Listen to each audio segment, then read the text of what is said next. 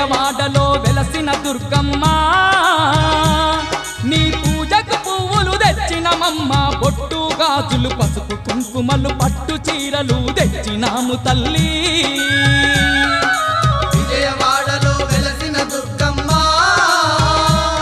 నీ పూజకు పువ్వులు తెచ్చినమమ్మ బొట్టు గాజులు పసుపు కుంకుమలు పట్టు చీరలు తెచ్చినాము తల్లి